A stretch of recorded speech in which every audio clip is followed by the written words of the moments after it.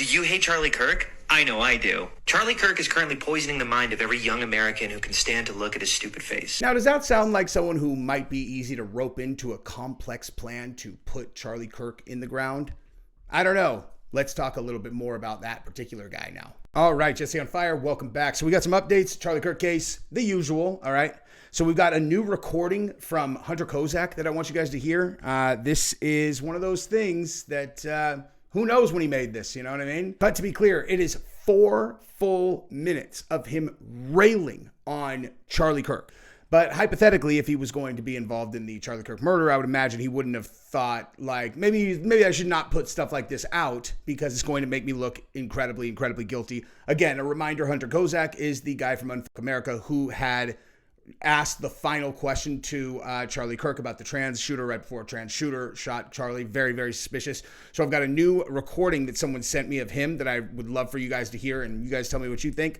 And then we've got Andrew from TPUSA who has made some statements about the Charlie Kirk investigation and their involvement in the investigation. I want to show you guys what he's saying. Then I want to show you what the people in the comments are saying, because it's very, like, for me, it's really important to understand where people are at in terms of their suspicion of TPUSA, because it's Charlie's company. And like we talked about, it's like, if these guys are innocent, do you understand how catastrophic it would be if you actually care about Charlie's memory to be attacking these guys? And there's a lot of people who do not believe them. And, it's interesting what he says. And so we're going to look at that. And then there's also, there's some stuff from Candace also about Josh Hammer that we're going to look at. So we're going to jump right into it right now. Now, let's start with Candace's ongoing conflict with Josh Hammer, the Israeli mouthpiece, who she has implied may have had foreknowledge, all of that stuff. And then we'll get to the TPUSA stuff, and then we'll get to the Hunter Kozac leaked recordings. By the way, how about you guys like the video if you appreciate me grinding this content out, even though I am living my dream? This is all I've ever wanted, dude. All I've ever wanted is just to talk into a camera and have people care about what I say and laugh at my jokes. So if you've ever laughed at one of my jokes, how about you subscribe to the channel and like the video, or you can just do those things anyway. All right, so here is the Candace versus Josh Hammer thing. And now look at, this is what Candace said. Josh Hammer lied about the state of Charlie's mindset towards Israel when he died. Now he's crying and threatening to sue because he is embarrassed that I shared the text messages and exposed him. The era of utilizing lawfare to silence those who tell the truth is now over. And here, really quick, before this starts, to be very clear, because I was, what's the right way to put this? I cautioned people about throwing accusations at TPUSA because that's Charlie's life's work, okay? If they're not positive that those guys were dirty, that's a completely different thing when it comes to Josh Hammer. Now look, like, do I think it's nice if you don't know for sure that they were involved to like put suspicion on them? No, but if she's suspicious, then she has the right to do that. Okay, so let's listen to what he said. I'm talking to lawyers. I think that I'm a lawyer by background. I clerked for a federal appeals judge. I know a thing or two about United States constitutional law. I think that we have a potentially serious case here for defamation, and I'm very much speaking with lawyers, and we'll see what happens. She is lying in a way that is resonating with people in a way that damages you significantly. She's not lying, though. Like, that's the thing. She's not lying. That's not true. She is implying. That's my point, okay? Like, that's my whole point about what Candace is doing, is she's not directly accusing anyone of anything. She is implying that maybe, and she's going like, look, I could imply, oh, so you're telling me that, you're telling me that Hunter Kozac just happened to ask Charlie Kirk the last question. And for some reason, when he's giving his interviews, his face is doing all kinds of crazy things, like a person who is trying to fool people into thinking that he has an emotion that he actually does not. And then when you find leaked audio of him, he says directly, he hates Charlie Kirk. Okay, like all of those things, that's coincidence? Did I accuse him? Did I make an accusation towards him? No. I implied and I, raised suspicion. That's not an accusation, and you certainly cannot sue me over that. Believe me, I understand the law, or else I wouldn't say those things. And that's exactly the same here with Candace. Now, can he sue her? Sure. But if they lose, then they have to pay Candace. You know what I mean?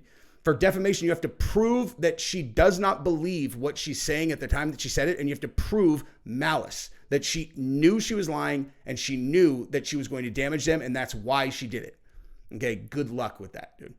Right? And believe me, anytime that I make any kind of accusation or implication or whatever towards anyone, I promise my suspicion is real. All right, let's continue. Yeah, it's just so evil. I mean, Charlie was a good friend of mine. I mean, I've known him for 5-6 years, give or take, but we really became close over the final year and a half of his life. We were in daily communication. I don't actually know precisely the extent to which he and Candace communicated in the final year or two, but she very much was on the outs of Turning Point USA, and my understanding is that they really were not in touch at all. I mean, maybe kind of a happy birthday kind of here or there, but not close touch. And I mean, Aaron, when I first found out that Charlie had been shot. Yeah. So again, like, if he didn't do it, like, here, this is the point that I'm making about him, right? Is I have no idea what his history with Candace is, other than the fact that he smashes her on X all the time. So she deeply dislikes him, right?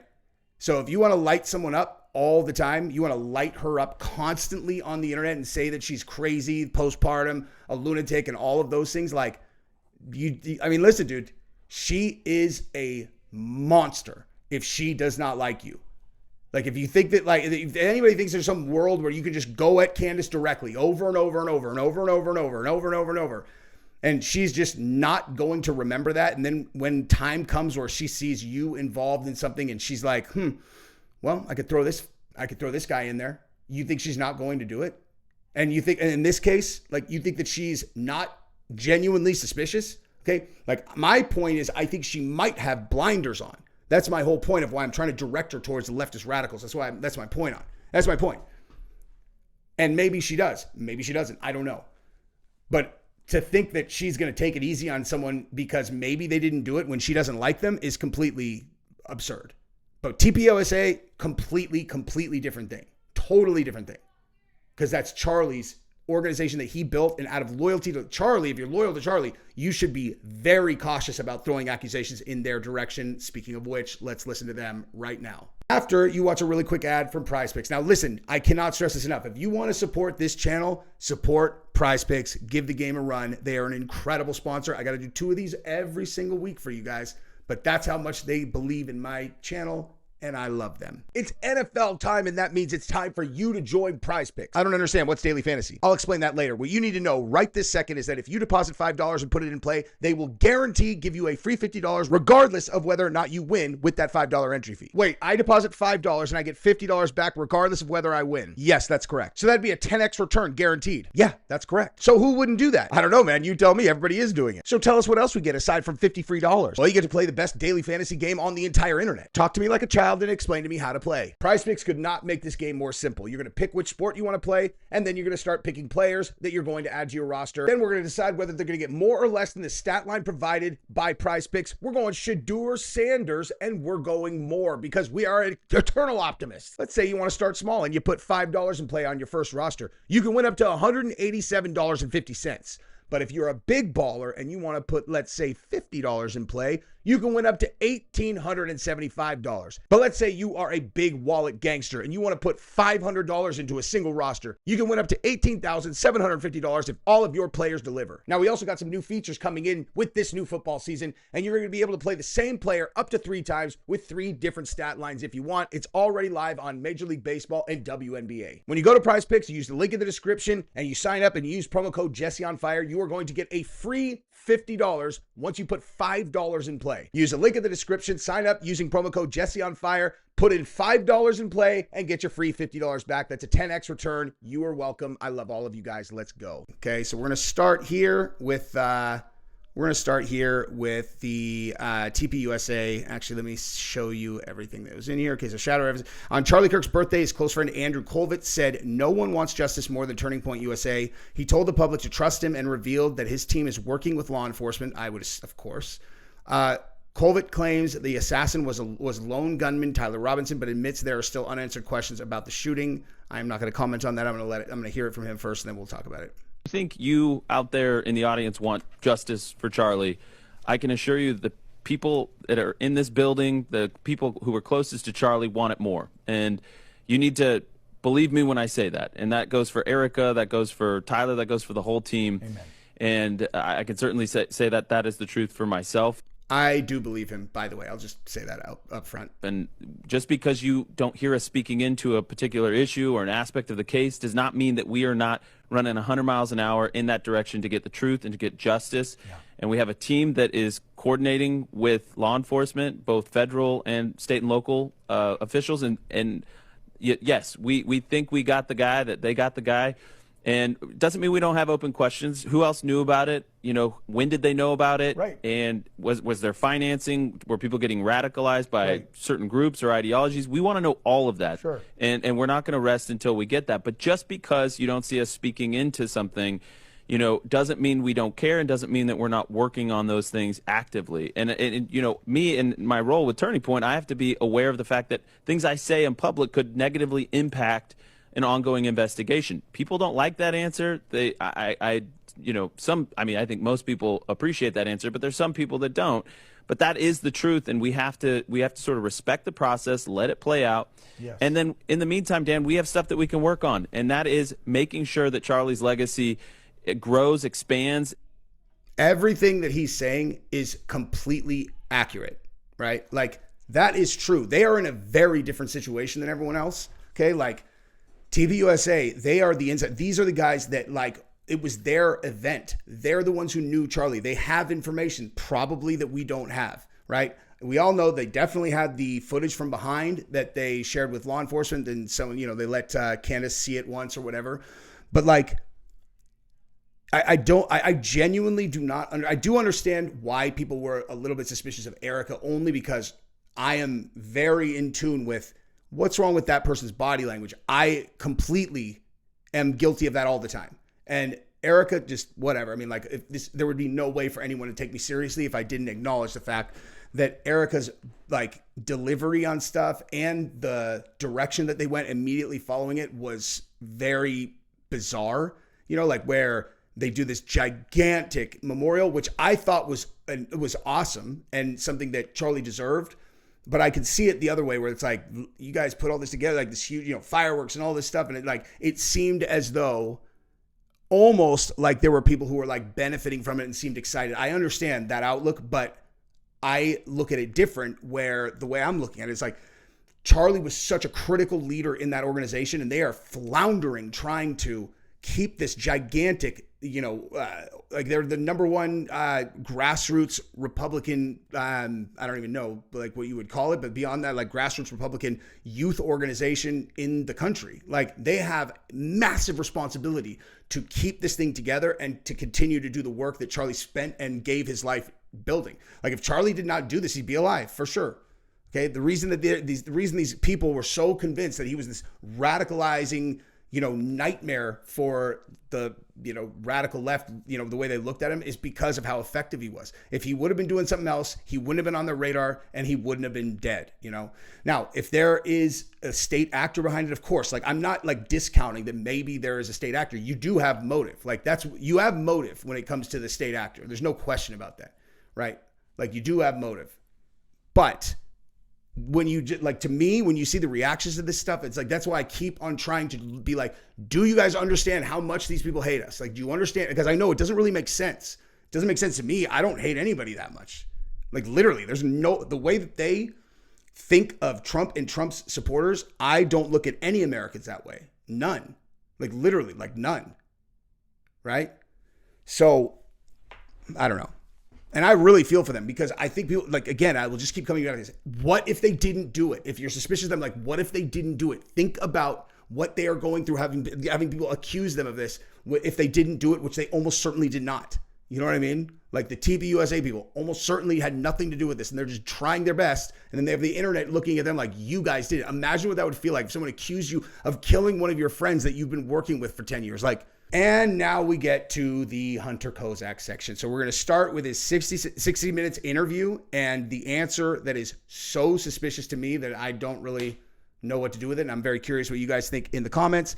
And then we're going to get to his leaked audio. So buckle up. Was the last question that Charlie Kirk ever heard? Yeah, there's a strange amount of weight to that. I don't really know how to grapple with that. I mean, he's answered tens of thousands of questions, and mine that was the first question I've ever asked him. We never talked before that. There's video of you in that moment. What was that moment like? I thought I heard a firecracker, and I see his I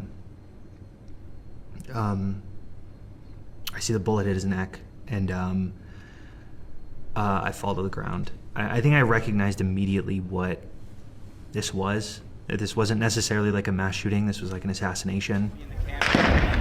That's interesting. How on earth would you possibly know that this was an assassination and not a mass shooting? Okay. Of all the weird body language that he gave in his previous interview where oh my God, my face is betraying the way that I actually feel. That's the one where someone emailed me and then other people commented me after the video that I did yesterday. They're all, dude, you forgot that he said, because that's the most damning thing that I saw of all of it. Okay. Anybody telling you that they knew it was an assassination because Charlie was shot first and they were not afraid. And so, I felt safe. I figured this is a targeted assassination. Okay. Well, there's only one way that you could feel confident knowing that. And that's if you knew that that was going to happen, because anyone else, you are operating on pure instinct and survival. Okay. No one, your brain would not allow you to think that. Okay. A person's brain is going to kick into fight or flight, and they are going to assume that they are in mortal danger. No one is going to think to themselves, oh, this is a targeted attack, unless they have blinded themselves with so much hate for Charlie Kirk that they would think that that's someone just wanted to kill Charlie Kirk. Okay. Honestly, the only way that that's true is if he hated him so much that made sense to him. But then you still got to sell us that you didn't know, and you just happened to be the one who was asking the question at the time that he was shot. Do you hate Charlie Kirk? I know I do. I am going to go see Charlie Kirk. And if you would like tickets to see me challenge Charlie Kirk about this, please buy tickets below. Donate to the tour. Because I'm partnering with the Unfuck America tour, and we want to challenge Charlie Kirk where he sits. So Charlie Kirk, bastion of free speech and the marketplace of ideas, cut off my ticket. So what I'm going to be doing is infiltrating as a Trump supporter. So I just acted confused and said, I don't know what happened with my ticket, but I'd like to buy another one, and got right in. Hi, my name's Charlie Kirk, and I just want to give a real big shout out to TikTok user Staxiums.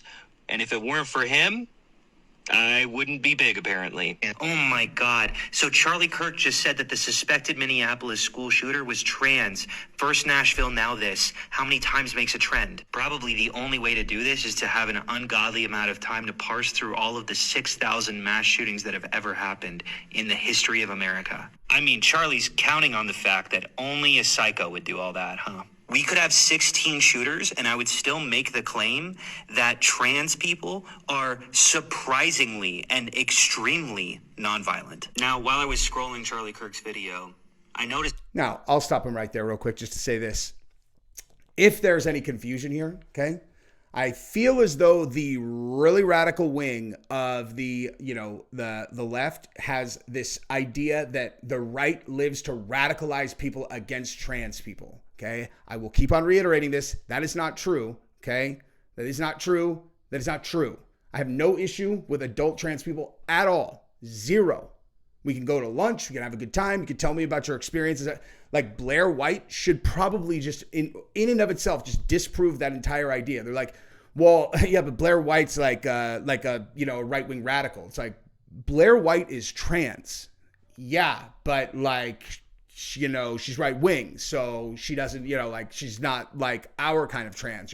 You mean you don't want to acknowledge that she disproves your entire hypothesis that trans people are like the enemy of the right because we accepted her with open arms. You know what I mean? Like, that's just like, it should disprove your hypothesis. Here's the other thing, okay? I don't think that anyone is saying that trans people are the majority of mass shooters. I think it's important for us to recognize when there are trends where there seems to be a massive uptick in trans mass shooters, especially those that are targeting schools, Christian schools specifically, because what that demonstrates to us is that there is a ride in the radicalization. It's hilarious. They call us, they're like, or not me, but they're like, Charlie Kirk is a radicalization tool. Like that's what they said. They're like the college radicalization movement. It's like, okay, when I think radicalization, what I think is We get in your head and then we make it more likely that you're going to do something violent. Is that fair? Like that's what radicalization means for me. Okay. If I've ever had an impact on anyone which made them more likely to commit random violence, that would be a complete and total misunderstanding of anything that I'm saying.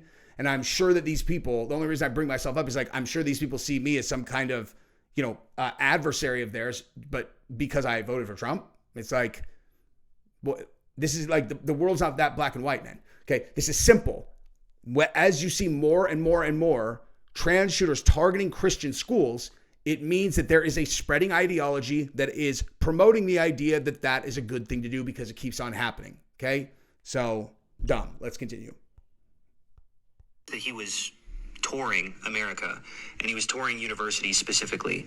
And one of these caught my eye because one of these is the university I'm currently going to. And it's the university I'm actually currently recording this video in. And I would love nothing more than to confront him on his own turf about these questions that I have. So I'd suggest you donate to the Unfuck America tour so that me and all of my other content creator buddies here can fucking harass this ghoul. Because he is spreading his hatred and bigotry, and he is targeting the youth of America. So I work at a treatment center. Oh, he's spreading hatred and bigotry, guys. That's what Charlie Kirk was doing all along. We didn't realize it, I had seen many videos of him doing the exact opposite, saying that anyone of any gender or race is welcome in our movement. If you look around the right-wing movements, how come there are so many black people, trans people, women, okay, gay people? Like, you can't just ignore the fact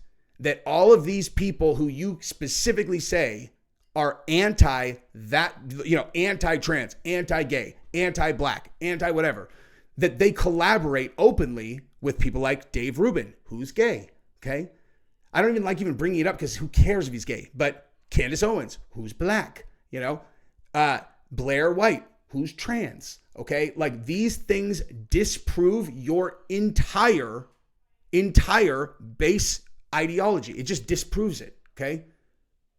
Like, the fact that people have viewpoints that are like in the details. If you really want to get into it, it's like they're in the details. Okay. I and our side, or I guess I hate even doing the side thing, but in this case, our side thinks that having biological men competing against biological women is unfair. Okay. Now you guys are all about protecting women, right? Like, believe all women and all of that. It's like, okay, right. Yeah. So we're aligned that you need to protect women. And like, it's ridiculous to have biological men playing against girls in sports. That's why we have I don't even know why I'm even having this conversation, because it's like our side is just right and your side is absurdly ludicrous. There is no defense of your entire position on this, right? We also think that when you are so open-armed about, hey, you're trans, this is amazing, that's great, if someone is actually trans, okay? Like, this is the whole thing. I'm going to put my phone down for this particular point because it's an important one, okay? I understand the disconnect between the two sides' viewpoint on this, and I'm not going to include like actual people who are like straight up monstrously, like they'll like people who like gay bash people or all that. Like, do you think that I have anything to do with people like that? Okay, a person who's like, let's go find some queers and beat them up. Okay, who do you think I'm going to be beating up in that situation? You think I'm going to be beating up the gay person or beating up the people who are targeting the gay people? Okay, for sure, I'm beating up the people who are targeting the gay people. There's no middle ground on this. Okay, like I'm not down with that shit at all. I'm down with let's attack those people. But what you guys do is you pretend that if people have viewpoints that are contrary to yours in the details, as an example, the ones we just laid out, that suddenly that makes us equivalent to the people who are going out and violently attacking people, which barely even exist. Like, there's not like I don't know examples of that I could even pick out. You know what I mean? So you guys misrepresent our positions, okay? But as it relates to like the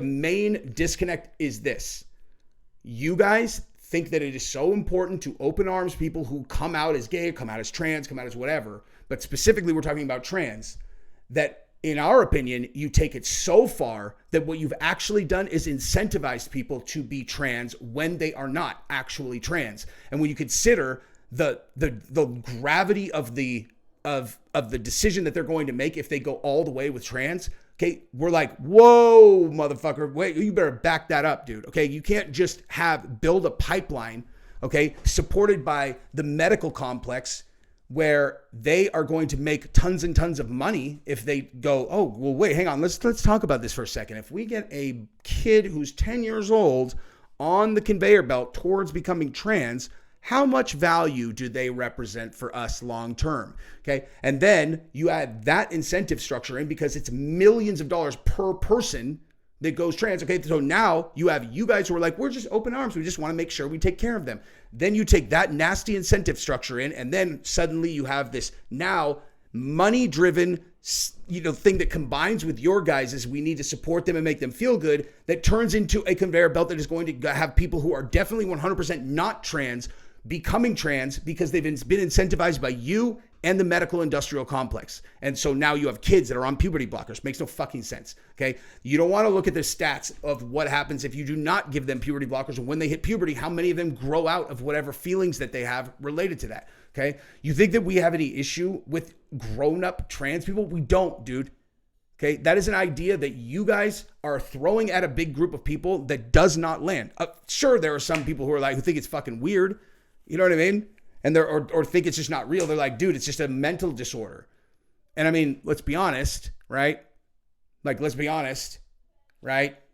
It's not like that's an unreasonable position to take. It doesn't mean that we all have to agree on the nature of what trans is. But you guys are vomiting that it's hatred, where there's no major prominent right-wing person is throwing hatred in any direction at all, except for people who are nefariously trying to trans kids who might not actually be trans. That's the only place that you can find any hatred. There's no hatred towards actual trans people, and you could find zero examples that would support that position at all. Sorry, that was a really long tangent. Let's continue. For teens. And recently we've gotten some kids who are trans and also some bullies who think it's funny to misgender people. And you could throw punishments their way for sure, but that's Mamdani. Wait, sorry, did you say bullies that think it's funny to misgender people? Okay, so really? Okay, really? What happens is you guys power up lots of, of course there's some people who are fucking assholes, obviously. Okay, obviously. But you are acting as though Charlie Kirk specifically represented those views, and he didn't. Okay, that's my point. Charlie Kirk was not radicalizing people to go misgender people on purpose just to be an asshole. Okay, he was in the party, or the part of the group that thought that it was a disorder that people should get treatment for because he wants them to feel comfortable in their own skin. Okay, I've literally seen him say that 100 times. Let's continue. Donnie? Is this guy brown? Yes, Charlie. He's a South Asian Muslim. Okay, can you lead with that next time? Because that's so weight off my back. Okay, so just some more racist bullshit? Well, yes, some more racist bullshit. Hi, did you like that skit? I know I did. Do you hate Charlie Kirk? I know I do. Charlie Kirk is currently poisoning the mind of every young American who can stand to look at his stupid face. And we're trying to do something about that. Charlie has something called the Student Action Summit in Tampa, Florida on July 11th. What a coincidence. That's where I'm going to be. This is me and a whole bunch of other creators on this page are going to try to unfuck the damage that Charlie Kirk has irreparably done to the country. I wonder if that sounds like a person who might be so convinced that what they're saying is true that they might be involved in whacking him out. Maybe. You know what I mean? I don't want to claim to be inside this dude's head, but when I listen to what he just said, I think to myself, if you really believe that, then I certainly think that you might think you're doing a good thing by being a part of a dramatic setup when he gets killed. Okay? Because I don't believe in coincidences that big. I just don't, dude. I just don't believe in coincidences that big. And when I factor in his dumb face in his interviews that is so laughably obvious that he rehearsed that. I mean, but he's still a person, man. Have we forgotten about this? Did you hear what he just said? Does that sound like someone who's thinking about his humanity? I don't think so, dude. And we're going to look at his interview again because there's a big interview that I forgot to show you guys that even further solidifies my suspicion. What? My suspicion of him in general. We got another minute. Listen to this. Why is it not playing? There's a pause, but it's coming. I think this is the first time probably ever where I've been able to give news like this, because I'm from Utah and I have never been able to give local news that's good. I mean, you could see why that might be the case, right? Okay, now 5 is a lot, right? I'm going to give you some credit. Do you know how many massacres there have been in America over the last 10 years? Counting or not counting gang violence? I wonder if that's the good news that he was referencing when he was talking about reporting from Utah.